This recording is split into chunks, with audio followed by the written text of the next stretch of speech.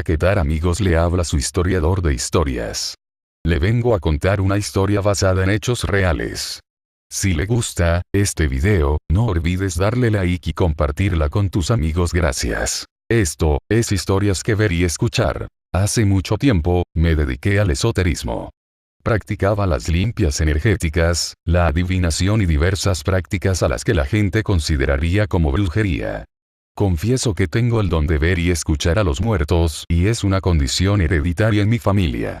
Solo que yo soy la única mujer en la familia que no solo puede escuchar sino también ver a los muertos como cualquier persona viva. En diferentes sitios y lugares.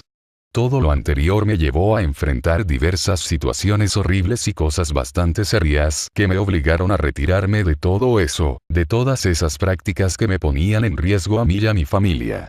Este relato trata de eso. En aquel tiempo mi hermano mayor se mudó de casa por una más amplia en una colonia al poniente de la ciudad.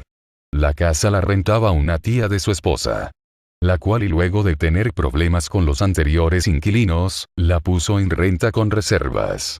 Mi hermano aprovechó la oportunidad y no hubo mayores problemas. Él sabía que la tía de su esposa había tenido muchos problemas con los anteriores renteros y que tuvo que verse en la necesidad de correrlos a la mala y cambiar cerraduras. Esa fue la razón que la señora le dijo a mi hermano. Pero la realidad era totalmente distinta e inquietante. La casa era de 3 niveles, y había sido remodelada con el paso del tiempo, por lo que el tercer nivel era accesible por unas escaleras de caracol y tenía solo una salida a un cuarto de lavado y una pequeña terraza. Los demás cuartos eran de la construcción original. Mi hermano antes de mudarse quiso limpiar la casa y llevar algunas cosas, por lo que un día llegó y al intentar abrir la puerta, se le dificultó enormemente abrirla, pensando que quizás eran las llaves, la cerradura o algo que bloqueaba la puerta. Empujó, pateó la puerta y después de un gran esfuerzo, logró conseguir acceder. Algo extraño. Pero tenía que limpiar, por lo que no le dio demasiada importancia. Comenzó a bajar sus cosas tranquilamente. En el segundo piso, en el cuarto que daba a la calle y tenía un gran balcón, empezó a colocar las cosas de su bebé e instaló una lámpara colgante infantil. Luego de colocarla siguió con lo demás. Pero algo llamó su atención al volver a entrar en esa habitación. La lámpara colgante estaba bamboleándose de un lado a otro de una manera extraña. Era imposible porque no había ventanas abiertas o corrientes de aire que la movieran de esa manera. De tal manera que mi hermano la tomó entre sus manos y la sostuvo para que no se cayera.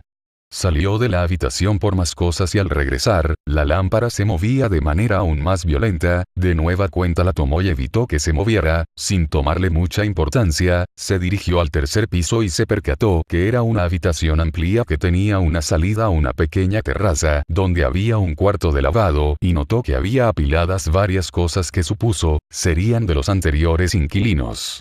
Para no complicarse, las metió en bolsas de basura y las acomodó para regresarlas en cuanto alguien preguntara por ellas. Mientras recogía otras cosas apiladas en el cuarto de lavado, notó un olor putrefacto y pensó que quizás era el resumidero. Al hacer a un lado unas cosas inservibles, se llevó una desagradable sorpresa al ver un par de perros muertos. Estaban completamente podridos y llenos de gusanos. Al parecer los amos los habían dejado a su suerte porque estaban amarrados. Con repugnancia metió los restos en una bolsa y terminó de limpiar todo aquel lugar. Sacó toda la basura de la casa y fue por su familia para por fin mudarse. A la mañana siguiente llegó toda la familia, su esposa y su bebé. Al igual que el día anterior, tuvo que esforzarse mucho para abrir la puerta que parecía atrancada por una fuerza invisible. Cuando por fin pudieron entrar, mi cuñada notó de inmediato que algo no estaba bien con el ambiente de la casa. Incluso mi sobrina comenzó a llorar molesta por alguna razón. Ella comentó que sintió una fuerte presión en su persona, como una sofocación enorme y una pesadez en su cabeza que le hizo tener dolores. Al comentarle a mi hermano, con algo de molestia le dijo que se tranquilizara, que ya estaban ahí, que esas cosas de lo pesado no existían, que eran cosas inventadas. A pesar de los malestares y el fastidio, terminaron de instalarse en aquella casa, y ya por la noche mi hermano se metió al baño a hacer sus necesidades. Mientras fumaba, el silencio y la tranquilidad se rompió por los ruidos de unos golpes que parecían venir desde el tercer piso, en la puerta metálica de acceso a la terraza. Pensando que quizás se había quedado abierta y el aire la azotaba, siguió en lo suyo y luego de un rato se escucharon 3 golpes aún más fuertes en la puerta. Gritándole a la esposa le pidió que cerrara la puerta de la terraza y no obtuvo respuesta. En instantes volvió de nuevo a escuchar 3 golpes aún más fuertes en la puerta y esta vez se levantó enojado de la taza y se salió del baño a cerrar la puerta. Subió por las escaleras de caracol maldiciendo y al ir a la mitad de la subida de nueva cuenta, volvió a escuchar 3 golpes que taladraron sus oídos y al llegar su sorpresa fue mayúscula al ver que la puerta estaba atrancada. Sin comprender qué sucedía, revisó por todas partes la causa de los golpes y no encontró ninguna respuesta. Se dio la media vuelta para bajar y detrás escuchó que golpeaban la puerta violentamente 3 veces. Eso fue el punto en el que él comenzó a sentir temor. Pálido y agitado bajó a su habitación y vio que su esposa estaba profundamente dormida al igual que su bebé. Esa noche intentó dormir, pero se sentía incómodo, incrédulo y preocupado por los detalles que estaba pasando. Intentando darle una explicación supuso que alguien estaría intentando entrar a robar, pero era improbable, por la parte de arriba era imposible entrar o salir. Al llegar el día, salieron a sus labores y regresaron ya tarde a la casa. De nueva cuenta una fuerza invisible impedía que abrieran la puerta de la casa, por lo que mi hermano desesperado y harto de eso, pateó la puerta con fuerza y por fin la abrió. Cenaron, vieron la televisión y subieron después a dormir. Él tenía como costumbre ir al baño y fumarse un cigarro antes. Estando sentado en la taza en silencio, le dio una calada al cigarro y escuchó un susurro, pensando que quizás había sido su mujer. Gritó: ¿qué? Y solo obtuvo más silencio en respuesta. Al darle otra calada al cigarro esta vez, escuchó el susurro cerca de su oído. La voz era masculina y le decía en forma violenta: lárgate, lárgate de aquí. Al voltear a ver quién le hablaba al oído por unos instantes y entre el humo del cigarro pudo ver una silueta, algo extraño que se formó por unos segundos. Sin pensarlo, se levantó, se aseó y salió corriendo del baño. En shock llegó a su cama donde su esposa dormía y la abrazó, temblando de miedo y sin poder explicarse qué era lo que había sucedido.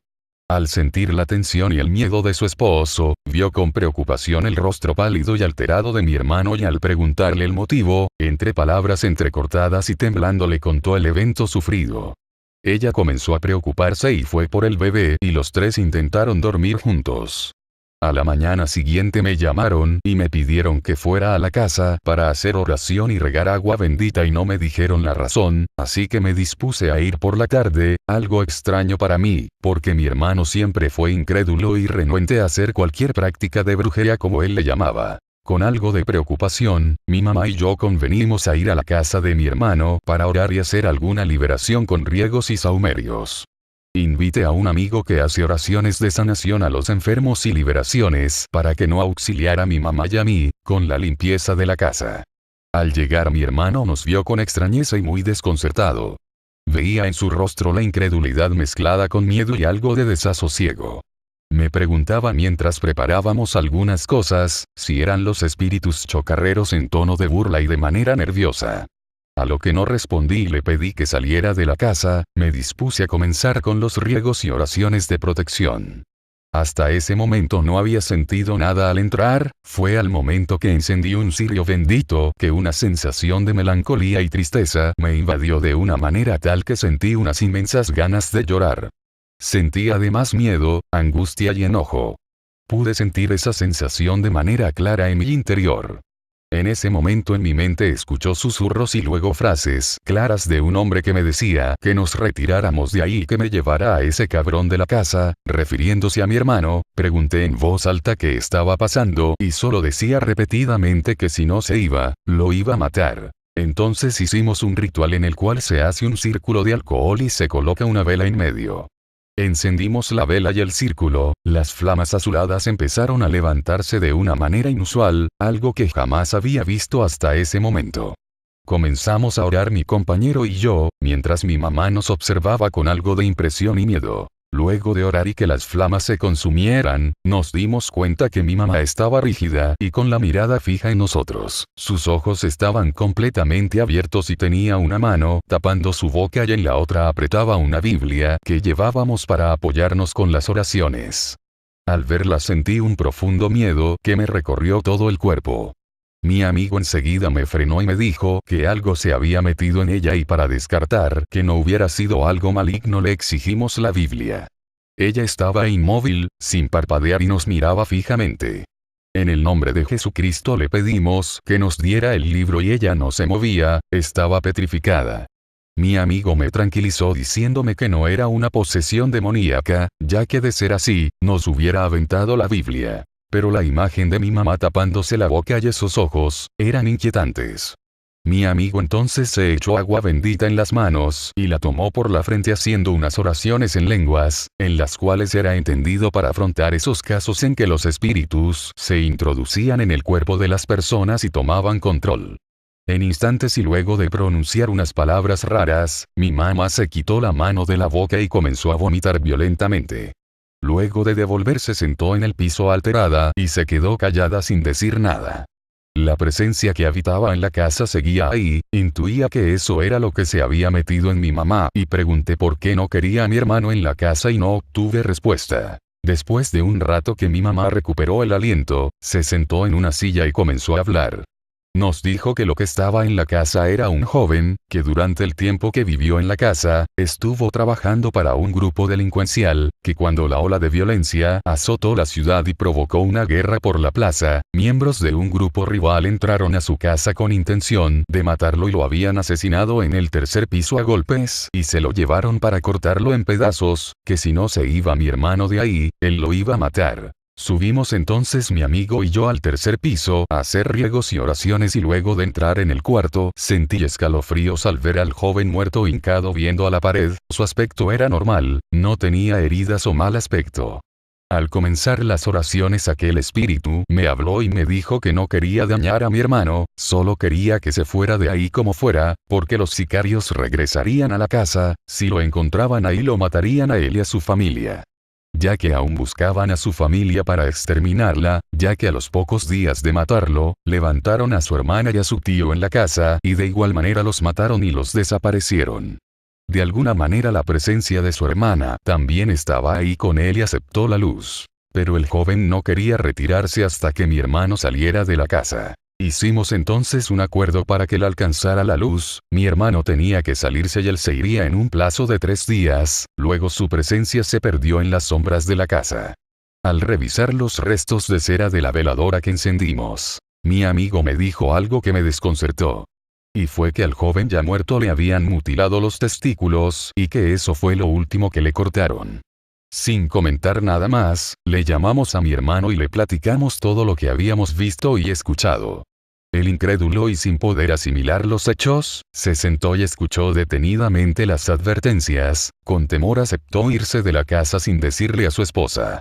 Esa noche no durmió en la casa y al día siguiente contrató a 2 muchachos para que le ayudaran a sacar sus cosas, para salirse inmediatamente de la casa. Yo acompañé a mi hermano en todo momento, porque a pesar de hacerse el fuerte, tenía mucho miedo de que algo le llegara a pasar. Cuando sacaban las cosas y tomaron un descanso unos de los jóvenes que vivía en la zona, le comentó algo a mi hermano. Le preguntó que si había estado viviendo ahí y que cuánto tiempo. Que si había conocido a los que rentaban antes la propiedad, a lo que mi hermano respondió que no conoció a nadie. Que tenía que dejar la casa porque tenía que hacer un viaje. Entonces el joven ayudante en tono serio le dijo que ahí habían matado a un chavo que él conocía, que lo habían matado adentro y que lo sacaron de la casa y que después llegaron los sicarios y levantaron a la hermana y al tío de la casa, todos en la colonia supieron de esos hechos. Pero por temor no decían o intervinieron en nada. Después se supo que sus restos mutilados los habían hallado esparcidos en el Libramiento y que lo peor de todo es que al joven le habían cortado los testículos y se los habían metido en la boca y que aún seguían buscando a la familia del joven para matarlos a todos, que había sido bueno que se fuera de ahí, porque quizás lo habrían confundido. Mi hermano en tono condescendiente le dijo: qué mala onda y siguió con lo suyo, aunque el miedo y el temor de ser asesinado él y su familia lo dejó nervioso y enfermo, porque ya le habíamos dicho todo a él, de cómo había muerto el joven.